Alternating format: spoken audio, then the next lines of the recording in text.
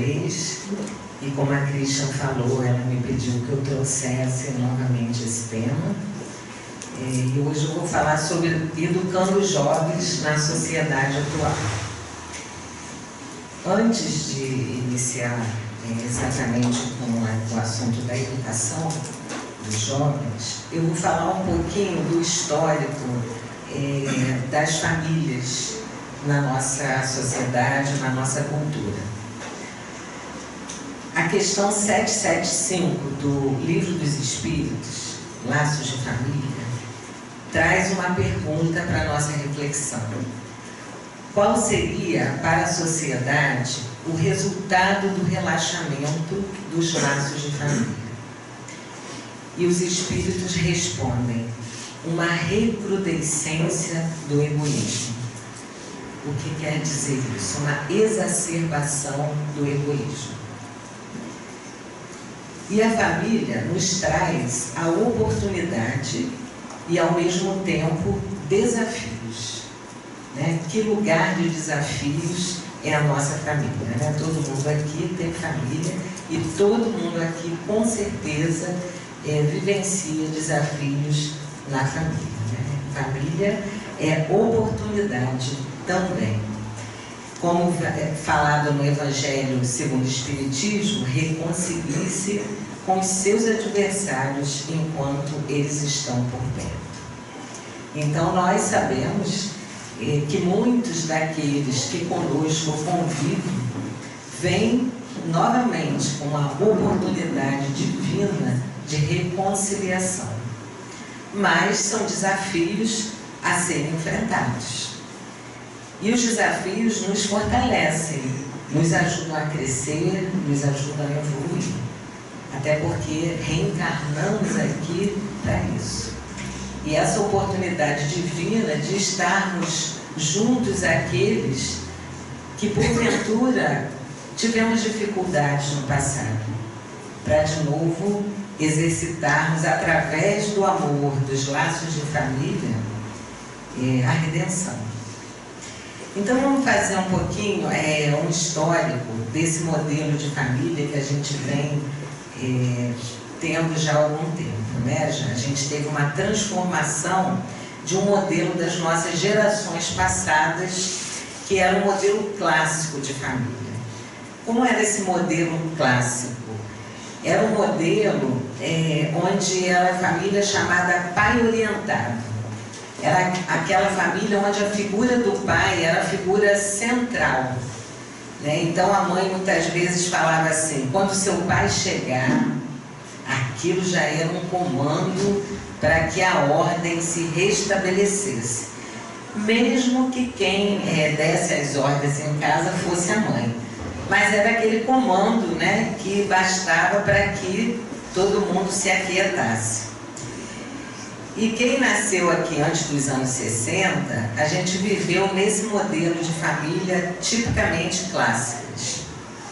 Os anos 60, eles trouxeram transformações sociais, né? Então, esse modelo de família também, ele passa a ser questionado. Era um modelo que trazia assim, muitas virtudes, mas ao mesmo tempo ele também trazia muitos defeitos, porque era um modelo onde existia uma certa ditadura.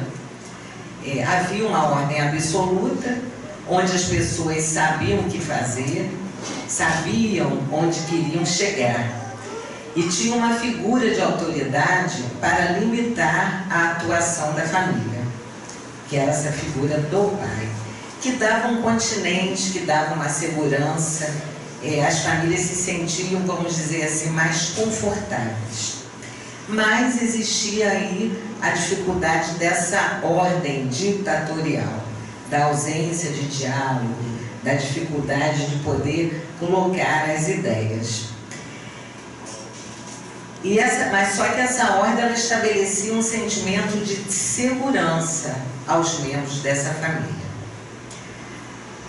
Bom, aí depois dos anos 60, questionada esse autoritarismo da figura paterna, veio um modelo que deixa de ser centrada na figura dos pais e passa a ser centrado na figura dos filhos, né? Então já não são mais os pais a figura central. E aí veio o discurso da psicologia e da psicanálise, que trouxe algo que acabou levando para um lado que não foi assim também aquele que deveria, o mais esperado, né? Que foi um pouco exagerado, que foi o cuidado para não produzir traumas, né? Então não pode isso, não pode aquilo, se tem um cuidado muito grande para não produzir traumas nos filhos. E aí veio uma geração de pais que começou a cuidar dos filhos com muito exagero, havendo uma inversão de valores.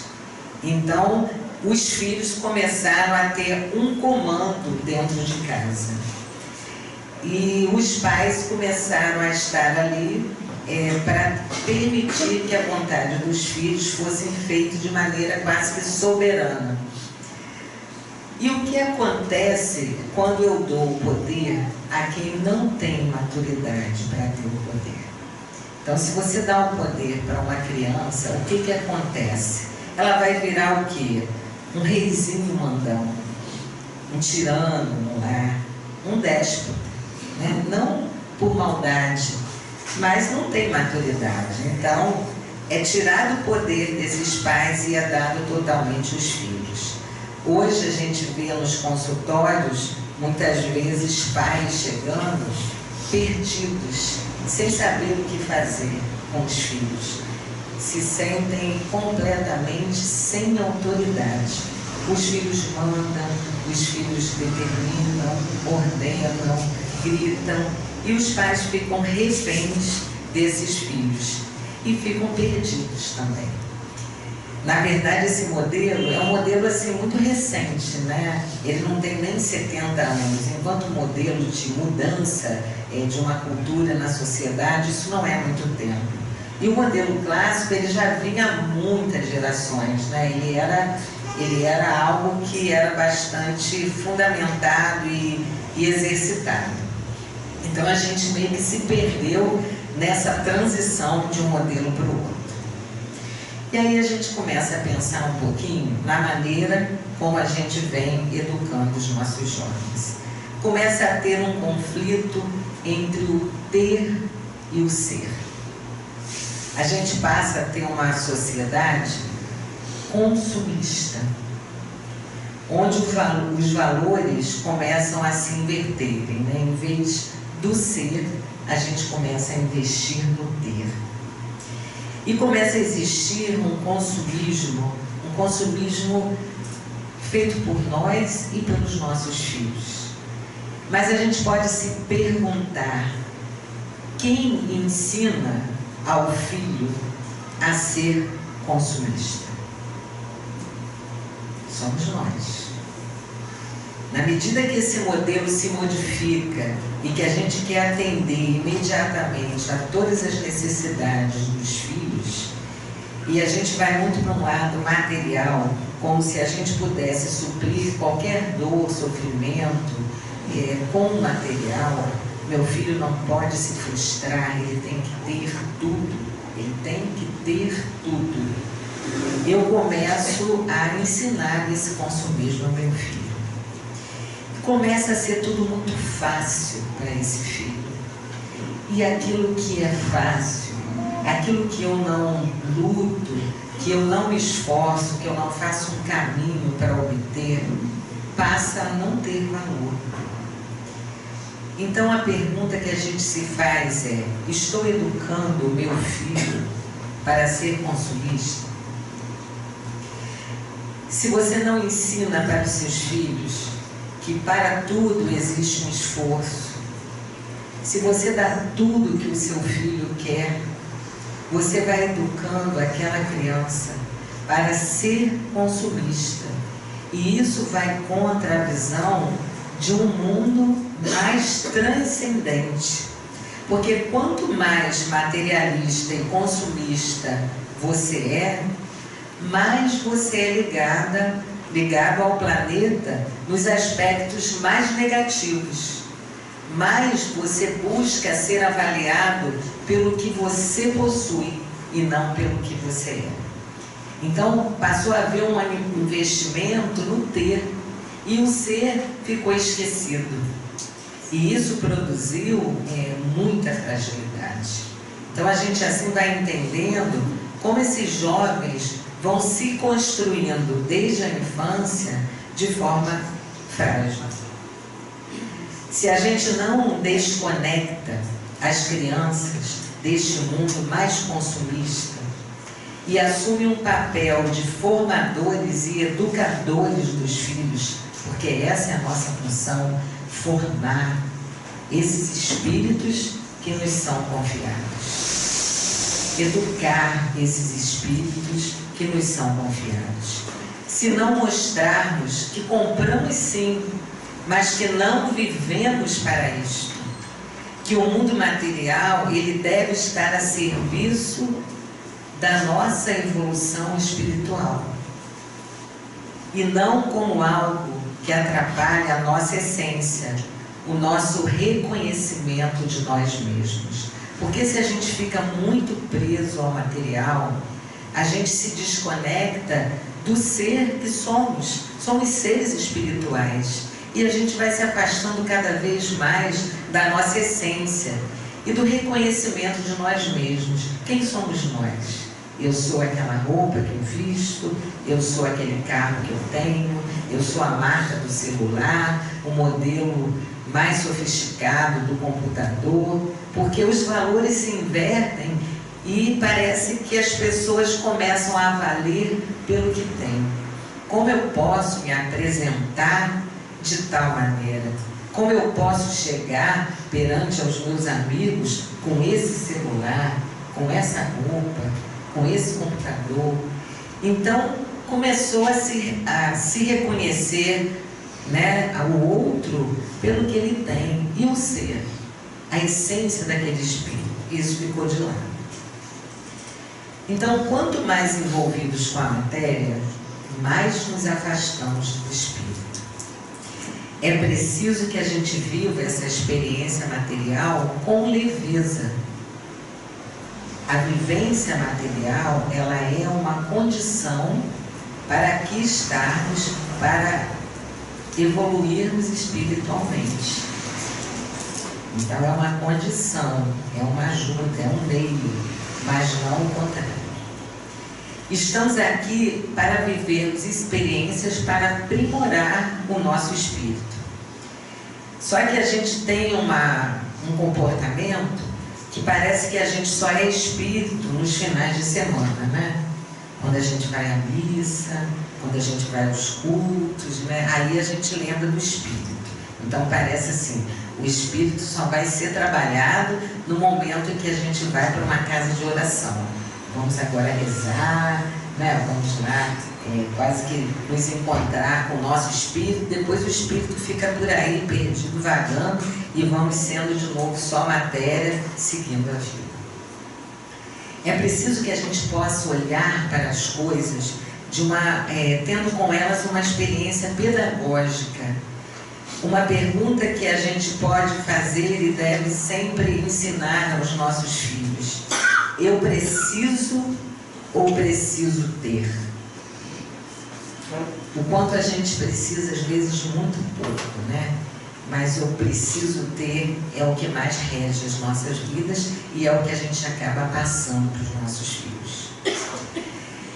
Nós não devemos e não podemos registrar as percepções de quem somos por aquilo que nós conseguimos materialmente expressar.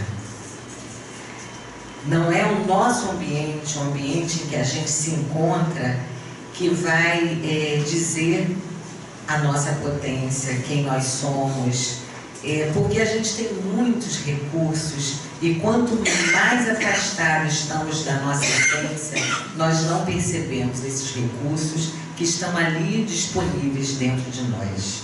E na educação dos nossos filhos, se não estimulamos a questão mais espiritual da essência, nós também não ajudamos a esse espírito a estar desenvolvendo o que ele pode enquanto aqui encarnado nessa grande experiência que nos é dada numa reencarnação. É preciso deixar que a nossa alma aconteça com plenitude, para não ficarmos presos àquilo que não nos define, para que possamos deixar brilhar toda a nossa luz, que a nossa luz está no nosso espírito, né? Não está nos brilhos do ouro, das joias, né? Ela está no nosso espírito. Então, como formar indivíduos fortes, seguros, principalmente na sociedade de hoje, onde vemos tantos jovens com grande vazio existencial, buscando muitas vezes o suicídio, onde encontrar esses valores, como encontrar meios de educar e de transformar esses jovens. Então esse é o grande desespero muitas vezes dos pais, que não sabem mais como conduzir os seus filhos, porque o dar tudo não dá conta do suporte emocional e espiritual desse filho. Então hoje vemos jovens extremamente fragilizados, extremamente desamparados, perdidos e muitas vezes buscando nas drogas, nos suicídios diretos e indiretos, né? Porque o suicídio não é só aquela tentativa direta, mas tem formas indiretas também de terminar com a vida, como o uso de drogas, por exemplo. E no desespero não encontram um caminho. Então a gente pode começar a pensar no que é educação, que esse é o nosso papel. Qual é o objetivo de educar o ser humano? De educar nossas crianças, de educar os nossos jovens. A educação é capacitar o indivíduo para que ele seja capaz de viver num mundo complexo. Nós estamos aqui num mundo bem complexo, né? Então o objetivo da educação é forjar caráter e competências. Mas eu só posso forjar caráter e competência se eu, dentro da minha casa, ensinar o que é o mundo lá fora. Como é o mundo lá fora. E o que a gente acaba fazendo com essa super proteção que a gente dá aos nossos filhos, aos nossos jovens. Meu filho não pode se frustrar. Meu filho não pode perceber a nossa vida como está, como a gente está. A gente encobre aquilo que a gente sente, aquilo que a gente passa, e a gente oferece a esse filho uma realidade que não é a realidade verdadeira, nem da nossa casa, e muito menos do mundo lá fora. A geração dos pais dos anos 60 para cá resolveram, né, porque passaram por muitas dificuldades, resolveram que seria diferente com seus filhos. E aí cometeu-se um erro, né, porque eu fui para o lado oposto. Né, a gente não teve medida, né, equilíbrio nessa transformação. Eu não quero que meus filhos sofram, então eu vou dar tudo aquilo que eu não tive. E aí foi o erro, porque eu passei de um ponto para o outro, de um lado para o outro. Então aquilo que é fácil a gente não dá valor, né? E os filhos não vão dar valor às coisas, porque eu dou facilmente as coisas a eles. Eu passo para eles uma imagem de que tudo é muito fácil. E isso não é real. É preciso que a gente ensine aos nossos jovens, aos nossos filhos, que ele nem sempre vai ter tudo o que quer. Aliás, ele não vai ter tudo o que quer, como nós não temos tudo o que queremos. Que ele nem sempre vai ser feliz. Nós não somos felizes o tempo todo. Felicidade não é um estado que a gente chega e encontramos, né? E vamos seguir sem nenhuma frustração, sem nenhum momento de tristeza, de angústia, de dores. Isso é irreal. É preciso que a gente ensine aos jovens que eles vão ter dias bons, sim, mas que eles também vão ter dias ruins. Que tem dias que dá para comprar, mas tem dias que não dá para comprar. Que ele tem que ser aceito como ele é e não como ele pode apresentar-se, como pode apresentar-se. Porque quando a gente precisa dar aquilo que um filho não poderia ter, porque não temos como dar aquilo tudo, o que nós estamos dizendo para ele? Você precisa apresentar-se assim, porque se você se mostrar como você é, você não vai ser aceito. A gente está reforçando essa ideia da aceitação através das coisas materiais. É preciso ensinar aos nossos filhos que ele vai ter que suportar na vida muitas dores, que eles vão ser traídos em algum momento, que vão trair a confiança deles, sim, que a vida oscila, que tem dias e que tem noites, que eu posso querer ser feliz sempre, mas eu não vou ser feliz sempre, e que eu não vou poder comprar tudo o que eu quiser. Aliás, esses são dois problemas do mundo de hoje: querer ser feliz sempre, a todo custo, e comprar tudo o que quiser. Então, quando eu crio jovens assim, eu crio uma fragilidade, porque esses jovens passam a não ter nenhuma resistência à frustração. Imagine se eu crio uma criança sempre calçada. Meu filho não pode colocar os pés no chão, então ele sempre está calçado, ele cresce assim, ele nunca fica descalço. Como fica a sola do pé do meu filho? Fica fininha, né? Parecendo aquela pelinha do ovo, aquela película que tem na casquinha do ovo. Qualquer pedrinha vai machucar. Eu não permiti que ele engrossasse essa proteção. E quando eu super protejo meu filho, achando que estou evitando que ele sofra, eu estou exatamente produzindo o contrário.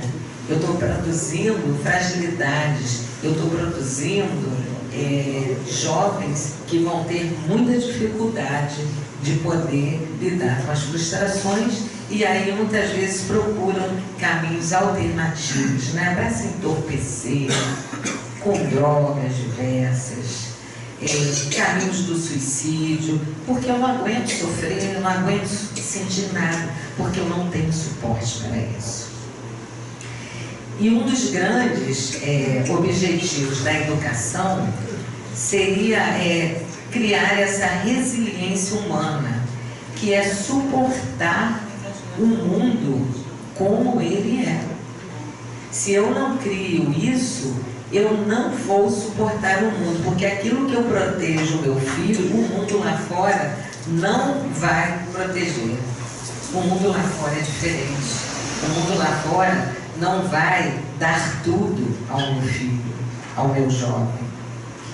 E a gente vê hoje pais colocando, então isso é para a gente refletir, né? Colocando redondas em volta dos filhos. Ah, meu filho vai ser reprovado nessa escola. Eu não quero nem saber por quê. O meu filho não pode se frustrar. Então, o que eu vou fazer? Eu vou mudar o meu filho de escola. Né? Meu filho não pode repetir um ano. Não me importa qual é a dificuldade dele. Ele não pode se frustrar. Aí, ou então, alguns pais chegam a forçar a escola a aprovar o seu filho. Muitos pais dão brinquedos quando os filhos não dão nenhum valor, quebram tudo. Não precisa se preocupar, eu já tenho outro aqui para te dar. O filho nem deseja, ainda nem esboçou, ainda mal esboçou um desejo de algo, já chegam com aquele presente, com aquele brinquedo.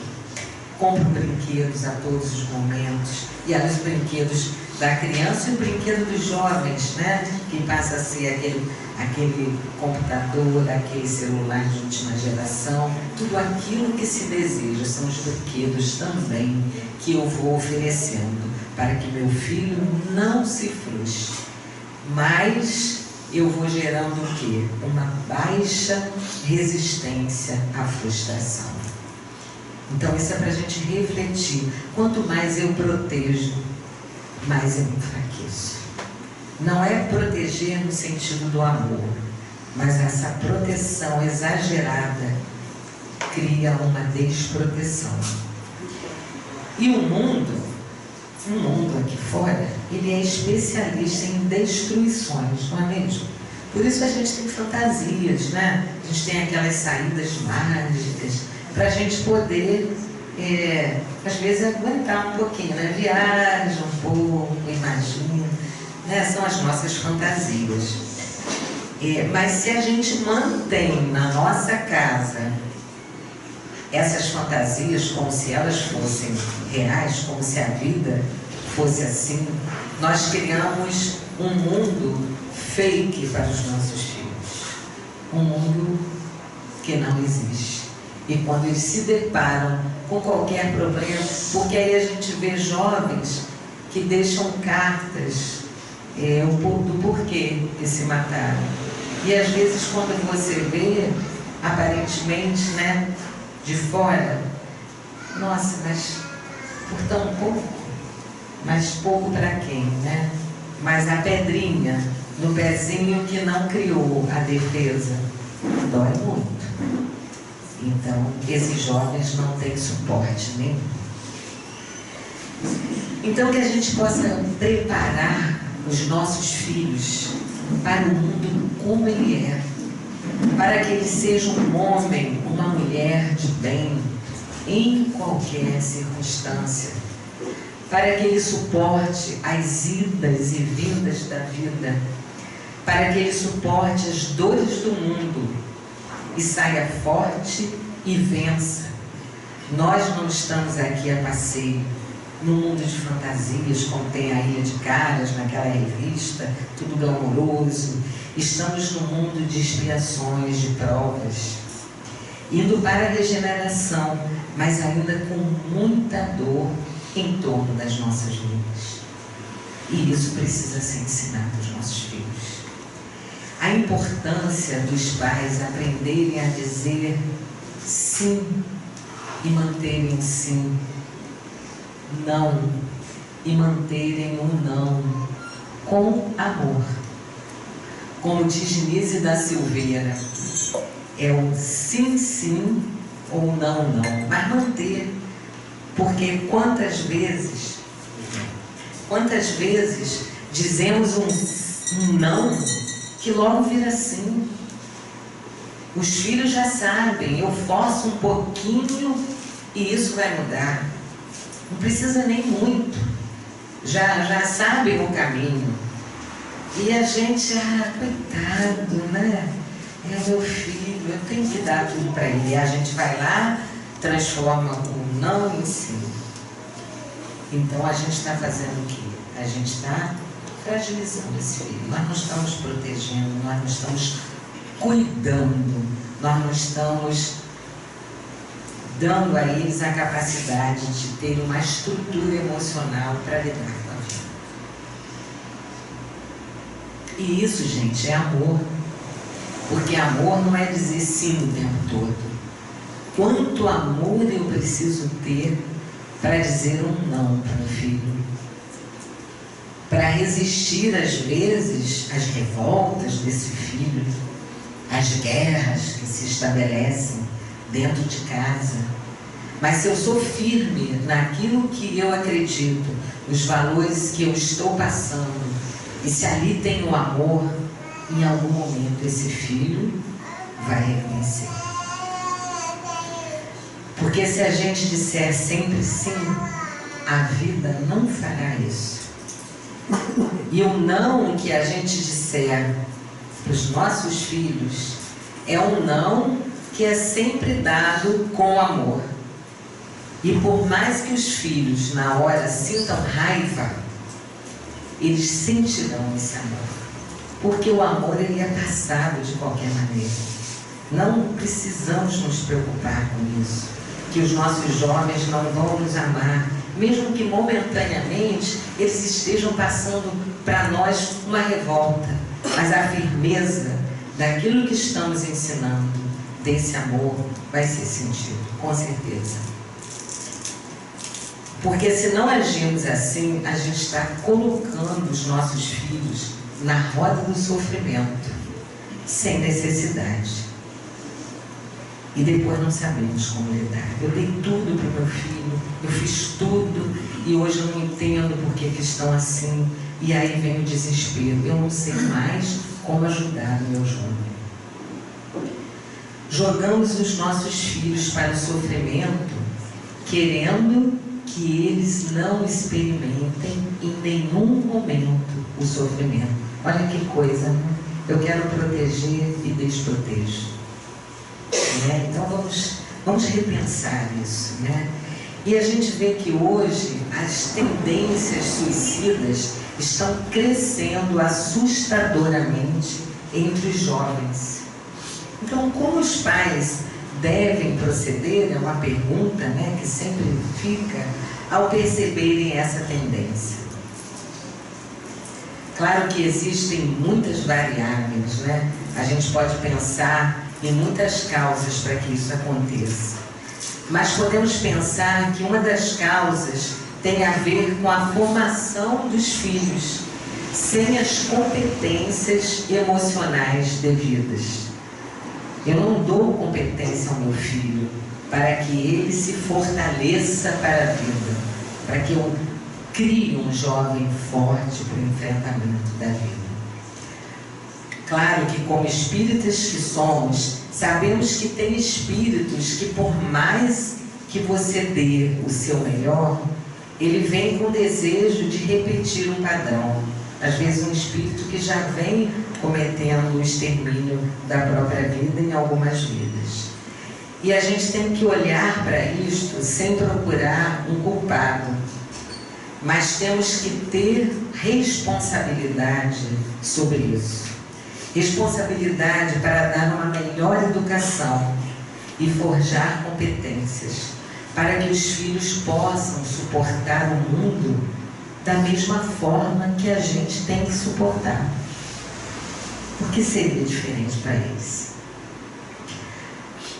E para aqueles que, mesmo que a gente tenha dado tudo e que ainda assim optam por temporariamente desistir da existência, não cabe a nós julgar, né? Quantas vezes a gente vê acontecendo e a gente começa a julgar. Nem julgar esse espírito que não conseguiu permanecer nessa vida, nem os pais, porque a misericórdia de Deus jamais nos abandona. E Ele vai oportunizar um novo momento e uma consolação que só a doutrina espírita nos dá. E é preciso que a gente possa pensar a família dentro da sociedade, e não só como pai e mãe. Porque a família, ela está dentro da sociedade, dentro de um ambiente social. Então, não somente a minha família, mas como nós podemos nos socorrer, como nós podemos lançar uns sobre os outros um olhar de cuidado, um olhar de carinho, né? Porque somos uma família extensa, todos filhos de Deus, né? Não cabe só a nós estar olhando os mais próximos, mas olhar também aqueles que fazem parte dessa família maior. E é preciso que nós, pais, estejamos muito atentos ao que os filhos dão importância. Porque às vezes a gente vive tão desconectado que antigamente a gente via que os pais se sentiam aliviados quando os filhos chegavam em casa, quando estavam dentro de casa.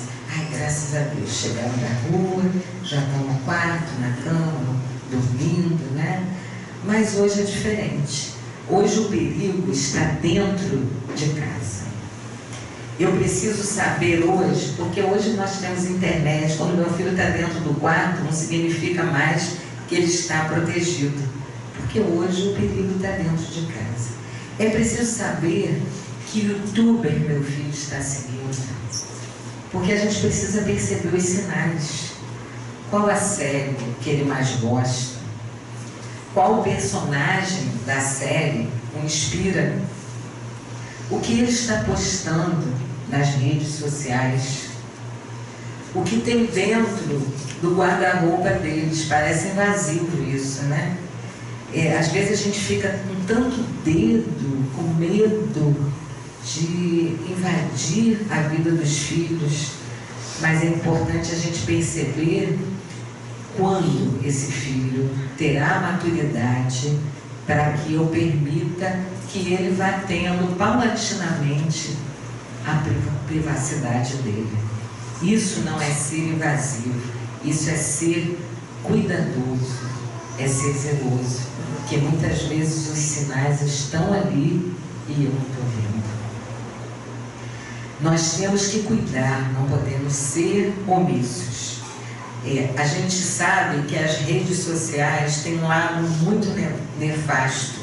Enquanto a gente não está querendo ser invasivo, do outro lado, por exemplo, tem um pedófilo, um criminoso, todos os tipos de mentes distorcidas, tentando destruir aquilo que você não está cuidando, achando que está, mas não está. Precisamos cuidar, precisamos ouvir os sinais. Crianças e adolescentes não costumam falar, eles falam mudando o comportamento. Então é preciso que a gente esteja muito atento. Não adianta, por exemplo, a gente perguntar ao nosso filho, como se tivesse interessado, como foi na escola, mas ao mesmo tempo a gente está fazendo a pergunta mexendo no celular, né? Não dando nenhuma atenção, né? Ah, como foi hoje, mas estamos ali olhando, né, para o celular, porque hoje nós sofremos da mesma doença, né?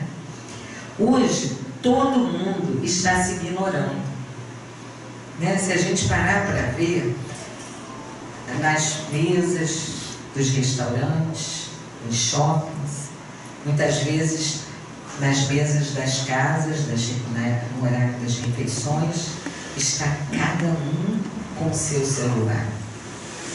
Todo mundo aparentemente juntos, mas todo mundo separado, todo mundo se ignorando. E à medida que eu vou me sentindo ignorado, eu vou me sentindo tão vazio, eu vou sentindo uma inexpressão de amor e de afeto tão grande que eu desisto da vida. Porque a vida não tem graça. Então, quando eu vivo numa família, num grupo, onde as pessoas estão se ignorando, eu vivo esse vazio de amor. Então, vamos prestar atenção se não estamos vivendo isso dentro da casa, com os nossos filhos, com os nossos jovens. O que eles estão mostrando com o comportamento deles e que eu não estou querendo ouvir. A gente percebe que hoje as séries elegeram dois comportamentos atuais a partir desses nossos comportamentos, desses arquétipos psicológicos, que são de pessoas que não estão vivas, que são mortas-vivas. As séries que mais fazem sucesso hoje são as de zumbis e vampiros. Porque nós viramos zumbis e vampiros. E isso é para a gente refletir.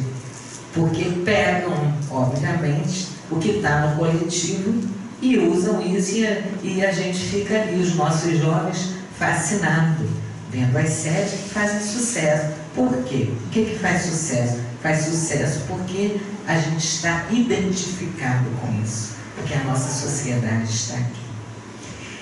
Vamos pensar no nosso comportamento quando a gente chega na casa de alguém, para a gente pensar nesse nível de afastamento que a gente tem do outro. Qual é a primeira coisa que a gente pergunta quando a gente chega na casa da pessoa?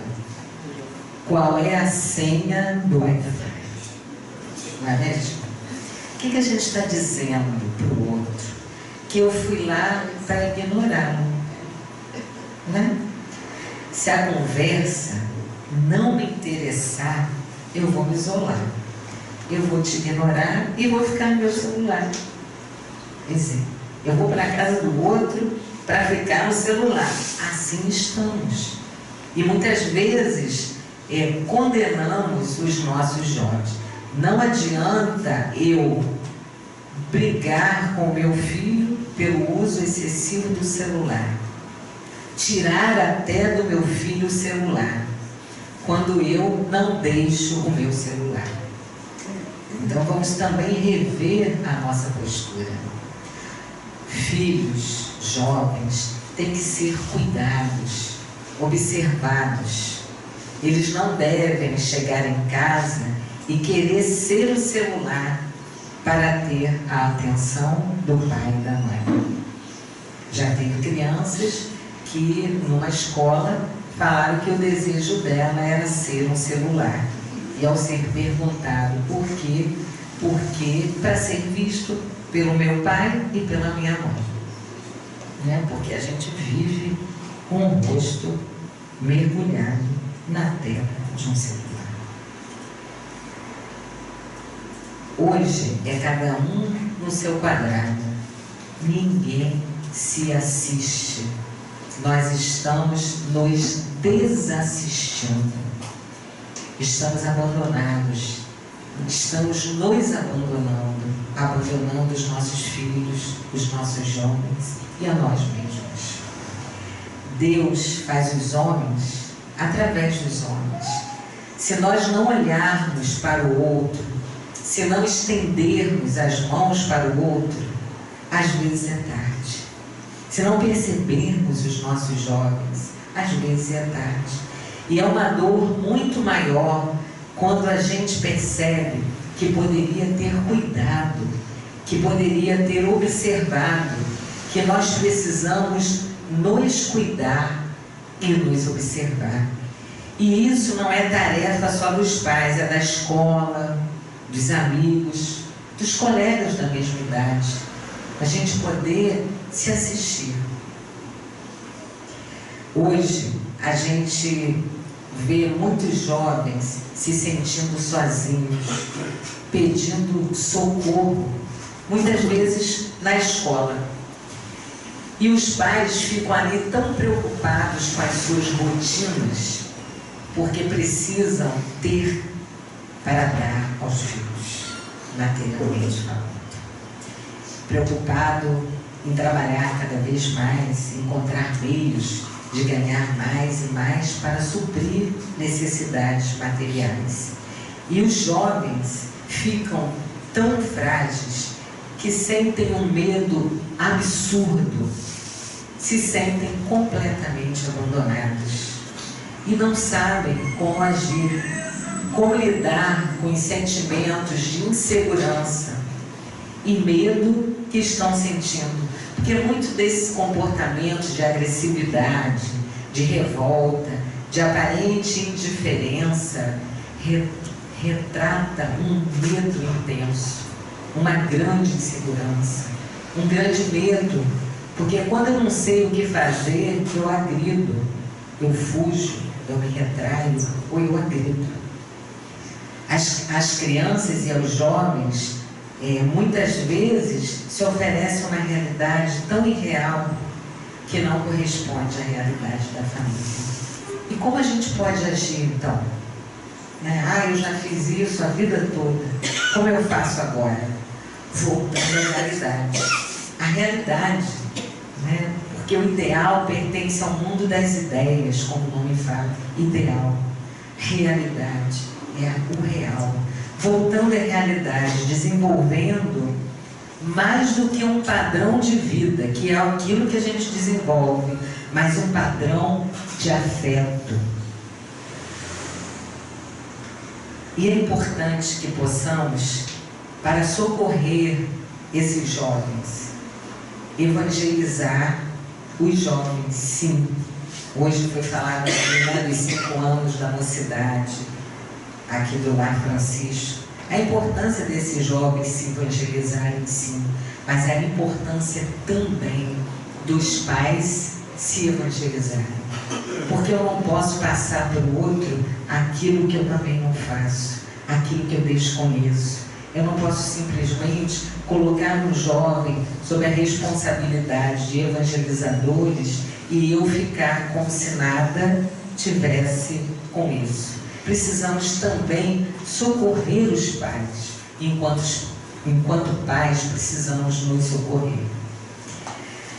Então, assim, a gente pode pensar também na importância desses espaços compartilhados, né? Não só de evangelização para os nossos jovens, nossas crianças, mas também para os pais, né? Existem lugares que já existem escolas de pais, dentro até de casas espíritas, que são momentos onde os jovens estão evangelizando e os pais estão refletindo sobre seus medos, sobre suas dúvidas, temores, angústias.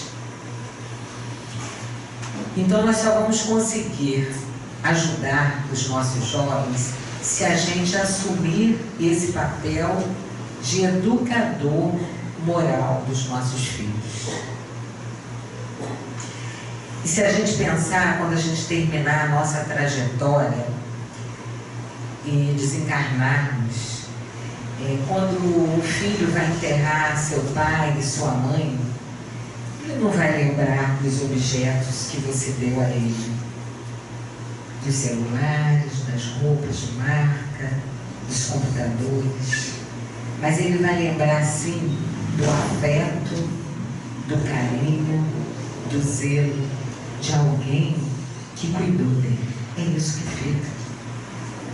Coisas materiais eles vão conquistar com os próprios esforços. Se a gente der a formação, o resto é com eles. Eles vão conquistar. Eu não preciso suprir de tudo. E aí vem muitas vezes, principalmente na sociedade atual, esse momento atual, momentos de crises financeiras que tanto afetam os nossos jovens, consumistas que são criados por nós. Como a gente vai agir?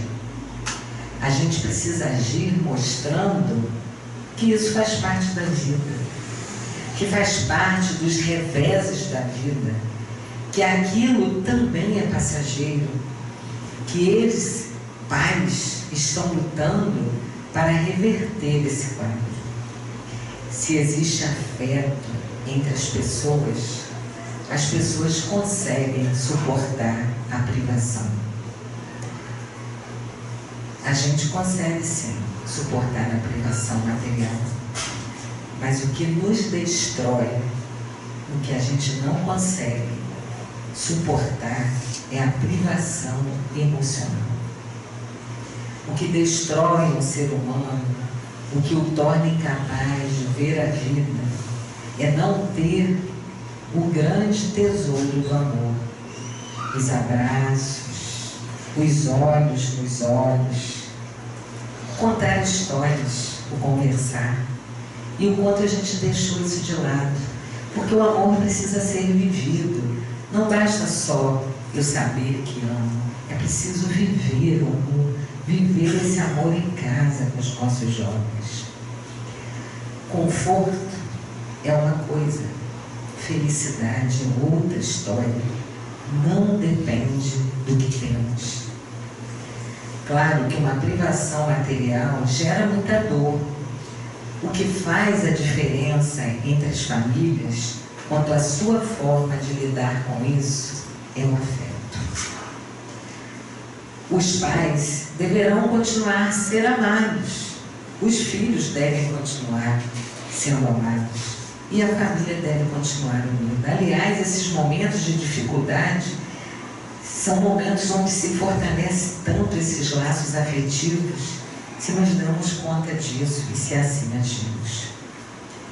O não que damos a um filho não define o grande projeto da família, que não é vir aqui oferecer coisas, mas sim oferecer valores, construir possibilidades, para que o coração se sinta bem.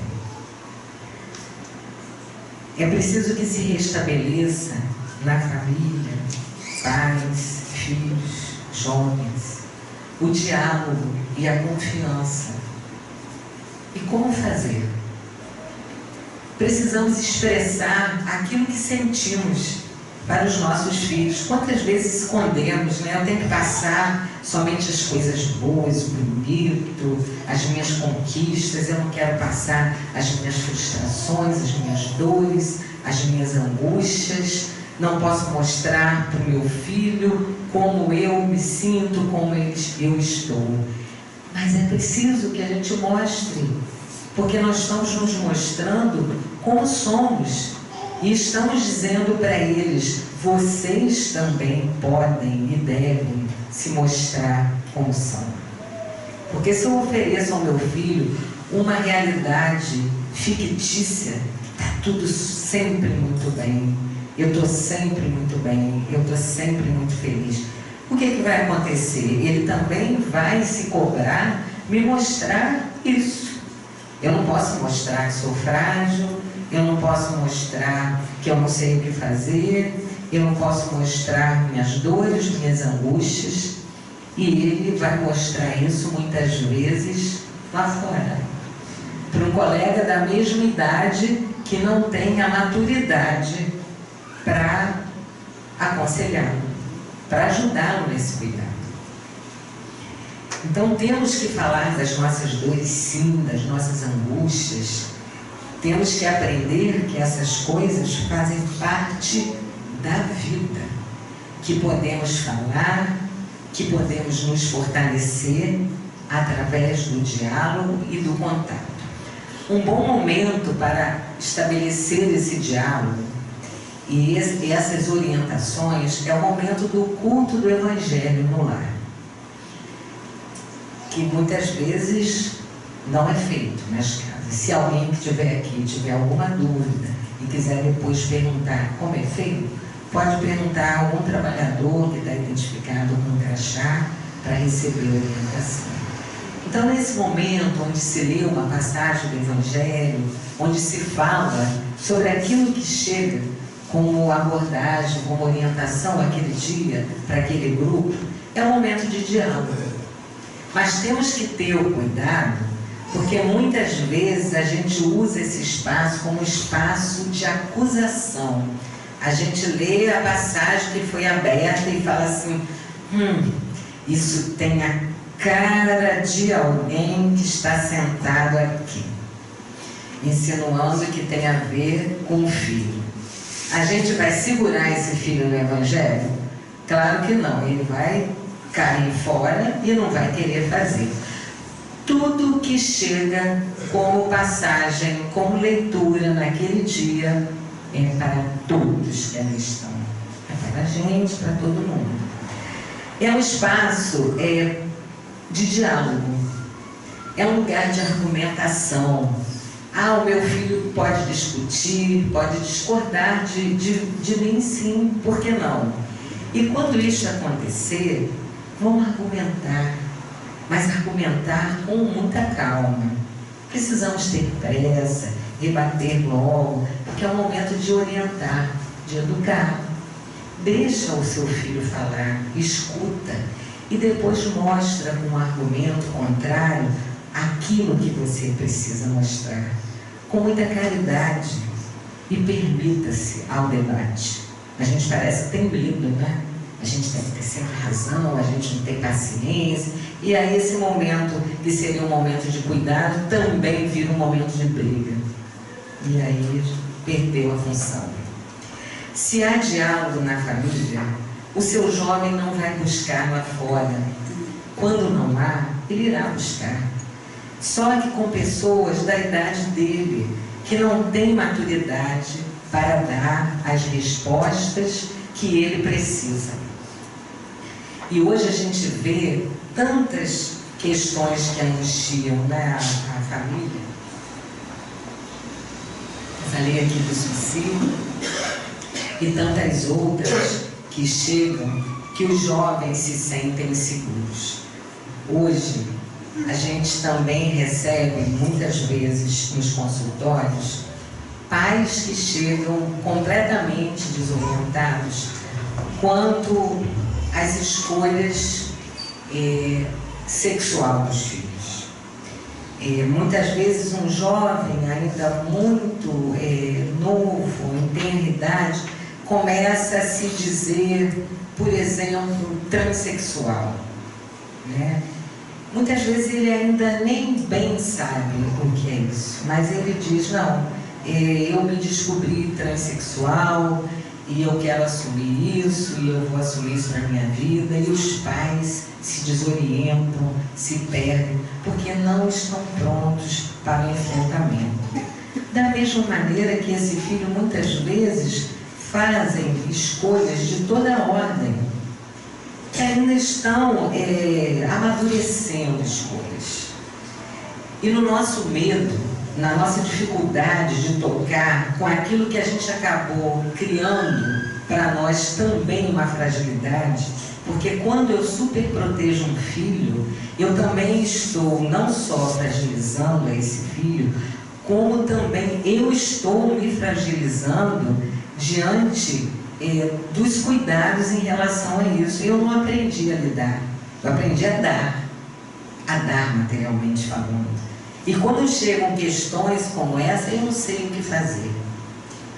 O que fazer sempre é o diálogo, é a aproximação, é o estar junto, é o não ter medo de dizer aquilo que se sente, de ouvir, de se permitir ouvir o outro, para que possa chegar ao que é necessário, que não está pronto, é construído, mas construído juntos.